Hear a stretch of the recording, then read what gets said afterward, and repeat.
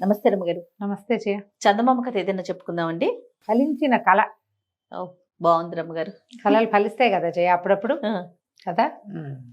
కొన్ని అసలు గుర్తుండవు. రోజు వచ్చేస్తుంటాయి మనకి. అవును. కానీ కొన్ని కళలు వెంటపడతాయి. ఏదో ప్రత్యేకమైన కళగా కనపడుతుంది. ఒక్కొక్కసారి ఎప్పుడో మనకు సంతానం కలగబోతుంది. కలిగే సమయం వచ్చినప్పుడు కొంతమందికి పువ్వుల తోటలు, పళ్ళ తోటలు అలాంటివి కల్లో కనపడతాయి. పువ్వులని పళ్ళ తోటలు కనపడితే పిల్లలు పుడతారనమాట. ఓహ్! పువ్వుల తోటలు కనపడితే ఆడపిల్ల, పళ్ళ తోటలు కనపడితే మగపిల్లలు అలా చెప్పేవాళ్ళు ఊళ్ళల్లో. అదేలెండి. చెప్పుకునేవాళ్ళు. ఆ తర్వాత ఏదో ఊరెళ్ళినట్టు, చనిపోయిన వాళ్ళు ఎవరైనా కనపడ్డట్టు అట్లా కళ వస్తే పెద్దవాళ్ళు చెప్పే ప్రయోజనాలు ఏవో ఉంటాయి. ఈ కళకి ఇలాంటి ఇది ఫలితం ఉంది అని. స్వప్నశాస్త్రం ఒకటి ఉందట. ఎలాంటి కళ వస్తే అలాంటి ఫలితం వస్తుంది. త్రిజటా స్వప్నం చెప్పుకున్నాంగా మనం. అవునవును. అట్లా అయితే ఈ కళ చెప్తాం. ఒక ఊళ్ళోనట రాజుగారు బ్రహ్మాండమైన దేవుడి అవి ఇవి చాలా బాగున్నాయి. రాజ్యం చాలా బాగుంటుంది. కాంభోజ రాజ్యం. రాజుగారికి ఎవరో 2 అపురూపమైన వజ్రాలు తెచ్చి ఇచ్చారు. ఒకసారిగా పై వాళ్ళ నుంచి వచ్చేవాళ్ళు బహుకరిచ్చారు. ఆయన ఆ 2 వజ్రాలని ఉంగరాలు చేయించుకుందాం అనుకున్నారు. ఆ ఊళ్ళోకెల్లా అతిపెద్ద కంసాలి కొట్టు ఒకటి ఉంది. ఆ కంసాలి గారే ఈ రాజుగారికి బంగారపు వస్తువులు చేసేది. ఆయన్ని పిలిచి రాజు ఏం చేశారు, ఈ 2 వజ్రాలు ఇచ్చి 2 మంచి ఉంగరాలు చేయించండి అని నన్ను సైజు ఇచ్చారు. ఈయన కొట్లో రాఘవుడు అని ఒక కుర్రాడు పనిచేసేవాడు. మంచి చకమాగా ఉండేవాడు, చాలా చురుకైనవాడు. అయితే ఈయన ఆ వజ్రాలు 2 కుర్రాడికి అప్పచెప్పి రాజుగారి సైజులో ఉంగరాలు చేయాలరా, ఈ పని నువ్వు చెయ్యి అన్నాడు. చేస్తానన్నాడు. వాడు ఆ పూట ఏమైంది, ఆ పూట రాత్రి బాగా నిద్రపోలేవాడు. కొంచెం నిద్ర వస్తుంది. ఆయన కంసాలు నేను ఇంటికి వెళ్ళి అన్నం తినొస్తాను, వీటి సంగతి చూడమంటే వీడు అవి ఎదురుగుండా పెట్టుకుని బల్ల మీద కూర్చుని పని మొదలు పెడుతూ కళ్ళు మూతలు పడిపోతున్నాయని బల్లకి తలకాయ ఆనించి నిద్రపోయాడు. ఇది వజ్రాలు ఇచ్చి ఒక 2 రోజులు 3 రోజులు అయ్యింది. 2వ రోజు అనుకో, రాజుగారు ఆ రోజు మారు వేషంలో ఊళ్ళో తిరుగుతున్నాడు. కంసాలి వాళ్ళు ఇప్పుడు బజార్లు ఊళ్ళలో ఎట్లా ఉండేవి అప్పుడు ఆ కాలంలో, ఎవరికి వారివే ఉండి అంగళ్ళు. ఏ అంగడికి ఆ అంగడి అంటే ఈ రకం అంగళ్ళన్నీ ఈ లైను. అవును. అట్లా ఉండేవి బజార్లు. మనకు కూడా ఈ బందర్ బెదవాడలో అలాగే ఉండేవి. అవును రమ్మగారు. ఇప్పుడు కూడా మనం బేగం బజార్ వెళ్తామా భలే ప్రత్యేకంగా కనపడతాయి. పచారీ సామాన్లన్నీ ఓ వైపు, ఓలేను. ఇత్తడి కొట్లన్నీ ఓ వైపు, ఈ బంగారం ఇమిటేషన్ వస్తువులు దొరికేదంతా ఓ లైను. 1 గ్రామ్ గోల్డ్ కనపడుతుంది. బట్టలకు ఓ లైను. మనకు కూడా హైదరాబాద్ బ్యాంక్ స్ట్రీట్ అని లేదా, అట్లా ఉన్నాయి. ఈ కంసాలు సందు వైపుకి వస్తుంటే ఉంగరాలు ఏమైనాయో మొదలుపెట్టాడో లేదో చూద్దామని ఆయన కొట్లోకి వచ్చాడు. వస్తే కుర్రాడు కూర్చుని ఉన్నాడు, పని చేస్తున్నాడు అనుకుంటే కాదు, వాడు నిద్రపోతున్నాడు. ఈయన ఏం చేశాడు, అటు ఇటు చూసి వీపిది పెడేయమని కొట్టి ఒక్క అంగలో బయటకు వచ్చేసాడు రాజుగారు. ఈ కుర్రాడు అని అదురుకుని లేచాడు. మనం నిద్రపోతున్నప్పుడు పెడేయమని ఎవరన్నా కొడితే లేవం, లేచి మరి ఎవడరా నువ్వు, మంచి కళ పాడు చేసావు దుర్మార్గుడా అన్నాడు. వాడు ఆ బల్ల మించి లేచి అది చుట్టుకుని వచ్చేసారు కల్లా రాజుగారు అవతలకి వెళ్ళాడు. కానీ ఆయనకి స్పష్టంగా మంచి కళ పాడు చేశావు అనేది వినపడింది. ఆ కళ ఏమిటో వినాలని ఉంది ఆయనకి. మామూలుగా భలే కళ వచ్చింది తెలుసంటే ఏం కళ వచ్చిందని అడగమా మనం. రాజుకి ఆ ఎక్సైట్మెంట్. వాడిని పిలిపించారు సాయంకాలం దేవుడిలోకి. ఏరా మంచి కళ వచ్చిందన్నావు కదా మధ్యాహ్నము, నీకేం కళ వచ్చిందో చెప్పు అనగానే కుర్రాడు దక్కుబడి, కాదండి కళ మంచిదే అనుకోండి, మీకు చెప్పేది కాదు, చెప్తే మీరు ఏమంటారు, ఏమన్నా చెప్పమన్నారు, మీరు ఏమన్నాను మీరు చెప్పినా సరే నేను చెప్పనండి మీకు అన్నాడు. అడిగినా చెప్పల. వాడొక 20-25 ఏళ్ళ పిల్లాడు, కుర్రాడు, చక్కగా మెరుపు తీగల్లే ఉన్నాడు. చేయాలో తెలియలే. వీడిని చీకటి కోట్లో పడేయండి, మళ్ళీ కలగని చచ్చినట్టు చెప్తాడు అని చెప్పి కోట్లో పడేయించారు. వీడికి ఏం చేయాలో తెలియలేదు. ఇక్కడే ఉంటే వీళ్ళు కొన్నాళ్ళకి ఇటకే చచ్చిపోతానే ఏమిటో. 3-4 రోజులు గడిచింది. ఏదో ఇంత ముద్ద పెడుతున్నారు, వాడికి అందులో ఉండాలని లేదు. వాడు చూస్తే ఆ చీకటి కొట్లో ఒక సాధనం దొరికింది వాడికి, ఇంతదేదో. ఆ కొట్టుకి ఒక కిటికీ ఉంది. వీడు ఆ సాధనంతో ఇనపదాంతో ఆ కిటికీ దగ్గర కొట్టి కిటికీ ఊడదీశాడు. ఊడదీసి అందులోంచి బయటకు వచ్చాడు రాత్రివేళ. ఓకే.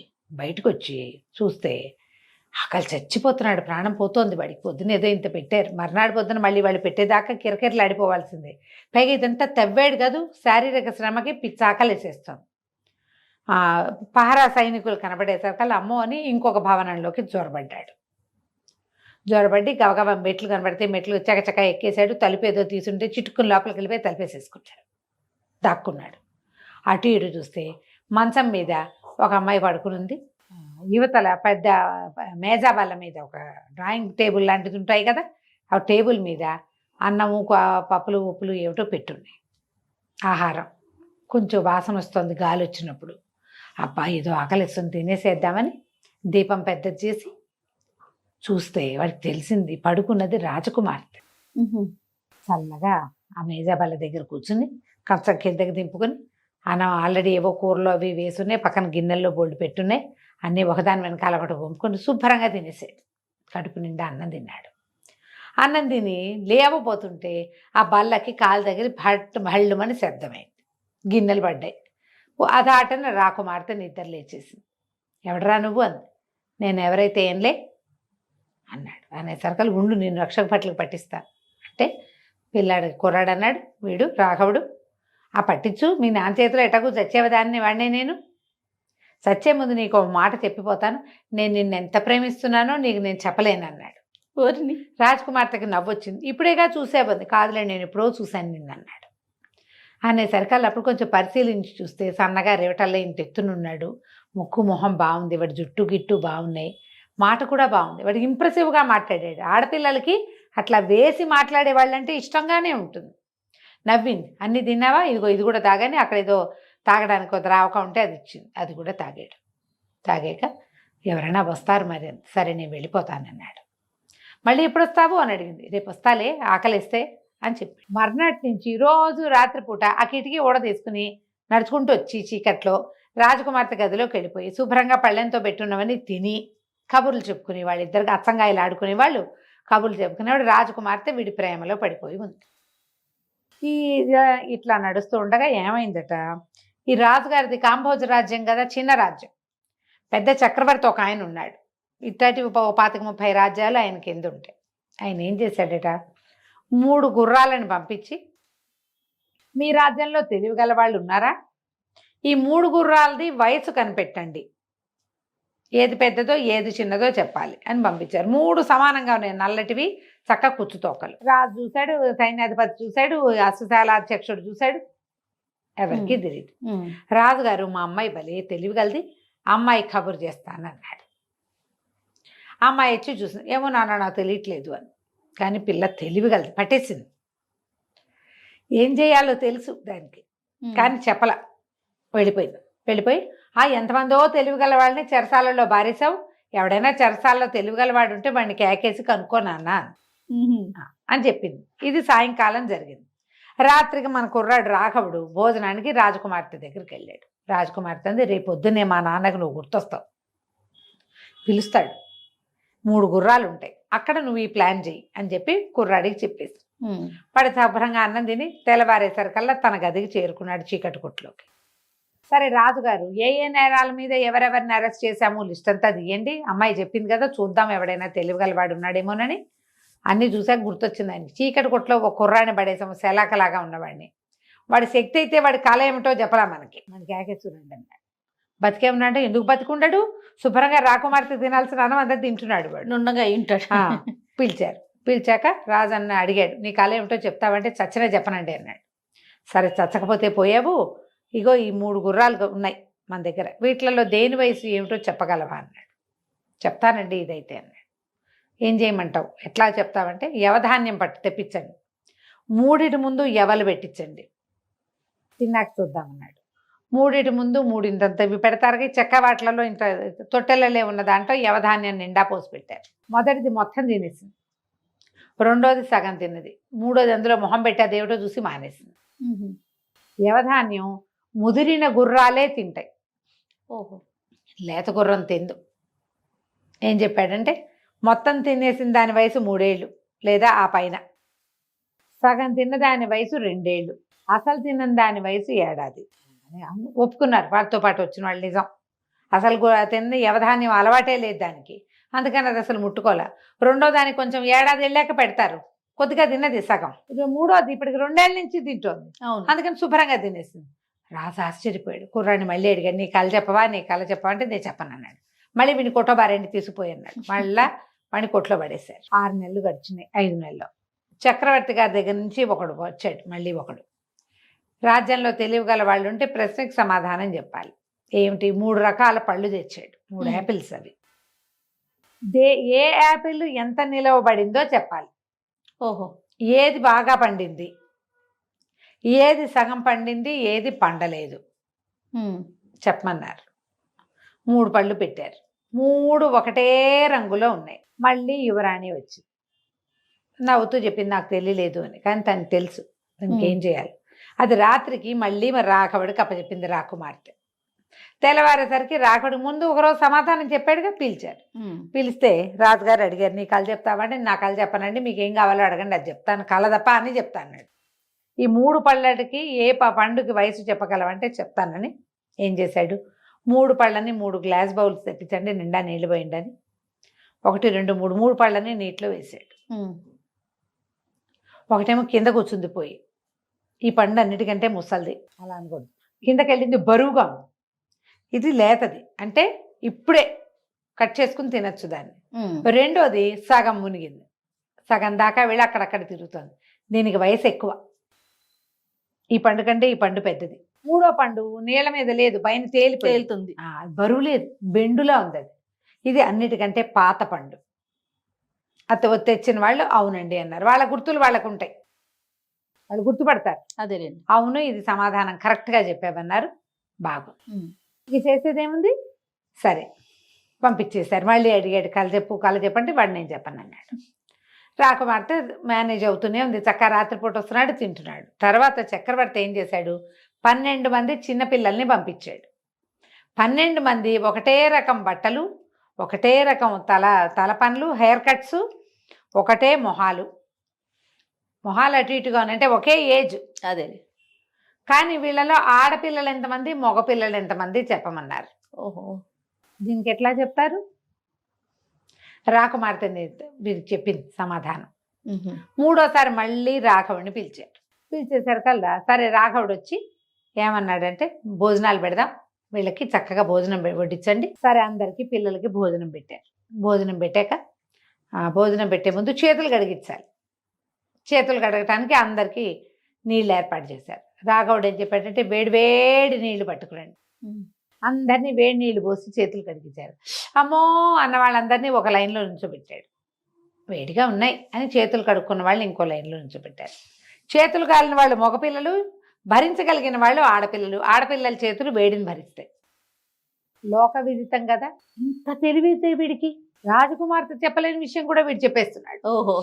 మంత్రిని అడిగాడు, ఏం చేయాలి, ఏం చేయటం ఏంటండి, ఇంత తెలివైన వాడు మన రాజ్యంలో ఉండటమే మనకు గొప్ప. 3 సార్లు చక్రవర్తి దగ్గర నుంచి వచ్చిన వాటికి ఇది సమాధానం చెప్పాడు. మనం సరిగ్గా చెప్పలేకపోతే చక్రవర్తి మన శిస్తులన్నీ పెంచేసేవాడు. మీ రాజ్యంలో అందరూ తెలివి తక్కువ పెద్దమ్మలు డబ్బులైనా ఇవ్వండి అనేవాడు. 3 సార్లు తిరగొట్టాడు. వీడు ఇలాంటి వాడిని ఉంచుకోవాలి, రాజ్యంలో పౌరుడుగా కాదు ఇంట్లో సభ్యుడిగా ఉంచుకోండి.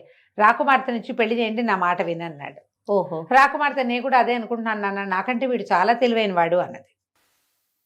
అనేసరికి రాజుగారు సరేననుకుని ఈ కంసాల కొట్లో పనిచేసే రాఘవుడికి రాజకుమార్తెనిచ్చి వివాహం చేశారు. అయితే ఇంతలో ఏమైంది, ఆ చక్రవర్తికి ఏమనిపించింది, ఏమిటి ఈ 3 సమాధానాలు ఎక్కడి నుంచి వచ్చినాయి, 3టిని ఒకడే చెప్పాడు అంటే వాడికి అంత తెలివైన వాడా వీడు. ఇంత తెలివైన వాడిని ఇక్కడ వదిలిపెడితే రేపొద్దున వాడు రాజ్యానికి చక్రవర్తి అవ్వడానికి చూడ్డా అని ఆలోచించి, ఆ తెలివైన కుర్రాన్ని మా దగ్గరికి పంపించండి, మాకు ఇక్కడ కొన్ని తెలివిగల వ్యవహారాలు ఉన్నాయని చక్రవర్తి దగ్గరికి పంపించారు. పంపిస్తే రాబోయ్ నువ్వు చాలా తెలివిగల వాడివన్నారు, ఇదిగో చూడు అని ఒక ప్రశస్తమైన ఇనప ముక్కని రేకుని ఒకటి ఇచ్చాడు. దీంతో ఇది అల్లి పంపించాలి, వస్త్రం వేసి పట్టుకురా అని చెప్పాడు. చెప్పేసరికల్లా దాంతో ఎట్లా చేస్తారు, తను ఆశ్చర్యపోయాడు. సరే చూద్దామని ఆ ఇనం ముక్కని చేత్తో పుచ్చుకున్నాడు. ఇతనికి ఒక చోట ఉండడానికి బస అది అరేంజ్ చేశారు. రాజకుమార్తెతో పెళ్ళైపోయింది. అవును. పెళ్ళయ్యాక చక్రవర్తికి ఏమనిపించింది, ఇంత తెలివిగల సమాధానాలు చెప్పిన వాడు నా రాజ్యం ఒకడే అయితే రేపొద్దున పెద్ద రాజ్యానికి ఎసరు పెడతాడు వాడు, ఓహో. వాడిని ఏదో ఒక రకంగా మట్టు పెట్టాలి అని చెప్పి రాజుగారు కాంభోజ రాజుగారికి కబురు చేశారు. చాలా తెలివైన ఐడియాలు ఇచ్చిన మీ అల్లుడిని పంపించమని. అల్లుడు ఊళ్ళోకి వచ్చాడు, చక్రవర్తి గారి దగ్గరికి వచ్చాడు, వేరే రాజ్యం. వచ్చేసరికల్లా చక్రవర్తి అన్నాడు, ఆహాహా నువ్వు చాలా తెలివిగలవాడిపోయి ఎంత క్లిష్ట ప్రశ్నలకైనా సమాధానాలు చెప్పావు. ఇదిగో ప్రశస్తమైన రేకు ముక్క, ఇది తీసుకో, దీంతో చక్కటి పట్టుబట్ట అల్లి పట్టుకురా అని చెప్పాడు. అర్థం కాల రాఘవుడికి. ఇదేమిటి ఇనం ముక్కతోటి పట్టుబట్ట అల్లమంటాడు? పట్టుబట్ట అల్లే దేనితోటి? పట్టుదారాలతో. ఇనం ముక్కతో ఎట్లా చేస్తారు? పోనీ ఐడియా యుక్తి చెప్పడానికి భార్య కూడా దగ్గర లేదు. ఇతనికి ఒక బస ఇచ్చారు. ఆ బసలో అటు ఇటు తిరుగుతుంటే చక్రవర్తి గారి కూతురు వచ్చి మీ వివాహానికి జరిగినప్పుడు నీవి పటాలు అవి పంపారు, నువ్వు నాకు ఎంతో నచ్చావు, ఓహో నువ్వు చాలా తెలివిగలవాడివి అని మా నాన్న తండ్రి గారు చాలాసార్లు చెప్పారు. నాకు కూడా నీ మీద మనసు కలిగింది. ఇప్పుడు మా తండ్రి పెట్టిన దానికి నీకు ఒక ఐడియా ఇస్తా అని చెప్పి ఏం చేసింది, ఒక పట్టు సంచిలో గుప్పెడు దోసెడు ఇసకపోసి పట్టుకొచ్చింది. ఇదిగో దీంతో దారాలు చేసి ఇవ్వమను, ఇసుకతోటి సరిపోతుంది అని చెప్పి ఆ పట్టు వస్త్రంతో కుట్టిన చిన్న గుడ్డ సంచిని ఇతని చేతిలో రాఘవుడి చేతిలో పెట్టి వెళ్ళిపోయి. మర్నాడు రాఘవుడు చక్రవర్తి దగ్గరికి వెళ్ళాడు. ప్రభు మీరు చెప్పిన పని చాలా సులువండి, ఇదిగోండి 2 గుప్పెళ్ళ ఇసుక, దీంతో మీరు దారాలు నేయించి ఇవ్వండి. దారాలు తీస్తారు కదా, దారం వడుకుతారు. ఏం చేస్తారు, మన పత్తి నుంచి దారం ఉడికి తీస్తారు, నూలు ఉడికిస్తారు. ఈ ఇసుక నుంచి మీరు దారాలు కనుక ఉడికించి ఇచ్చారంటే మీరు చెప్పిన పట్టు వస్త్రం ఇనం ముక్కతోటి నేను నేస్తానండి అన్నాడు. అనేసరికి రాజు తెల్లపోయి, అదేమిటి ఇసుకతో దారాలు ఎట్లా వస్తాయి అన్నాడు. మరి పట్టు వస్త్రంతో వస్త్రం ఎట్లా వస్తుంది, ఇనప ముక్కతోటి పట్టు వస్త్రం ఎట్లా వస్తుంది ఇనం ముక్కతోటి అనేసరికి రాజు కనిపించింది. అమ్మో ఒకటి చాలా తెలివి కలవాడు అనిపించి మంత్రి కేసు చూశాడు. ఆ మంత్రి అన్నాడు, మహాప్రభు కాంభోజరాజు వీడి తెలివిని గ్రహించి తన తెలివిని గ్రహించే పిల్లనిచ్చి పెళ్లి చేసి ఇంట్లో పెట్టుకున్నాడు, అల్లుడు చేసుకున్నా. ఇప్పుడు మనం అక్కడ వదిలిపెట్టామనుకోండి రేపొద్దున మనకెసరు రావచ్చు. అందుకని ఈయన్ని మనం కూడా అల్లుడిని చేసేసుకుందామండి, రాజకుమార్తెని చక్రవర్తి కుమార్తెని పిలవండి అన్నారు. చక్రవర్తి కూతురు వచ్చింది. అమ్మాయి ఇతన్ని వివాహం చేసుకుంటామంటే నీ ఆజ్ఞ నాన్న, నువ్వు ఏది చెప్తే చేస్తాను అని అనగానే చక్కగా రాఘవుడికి చక్రవర్తి గారి కూతురికి పెళ్లి చేసేశారు. ఓకే. చక్రవర్తి కూతురుని తీసుకుని మన రాఘవుడు తన సొంత ఊరికి మావగారింటికి బయలుదేరి వెళ్ళాడు. యువరాణులు ఇద్దరు ఒకళ్ళనొకళ్ళు సంభావించుకున్నారు. ఆ రోజు రాత్రి భార్యలిద్దరితోటి రాఘవుడు తోటలో పడుకుని కులాసాగా కాలక్షేపం చేస్తున్నాడు. రాజుగారు వచ్చారు అల్లుడిని చూడ్డానికి. మొత్తానికి చక్రవర్తిని బోల్తా కొట్టించి పిల్లని పెళ్లి చేసుకొచ్చినందుకు అభినందించడానికి వచ్చాడు.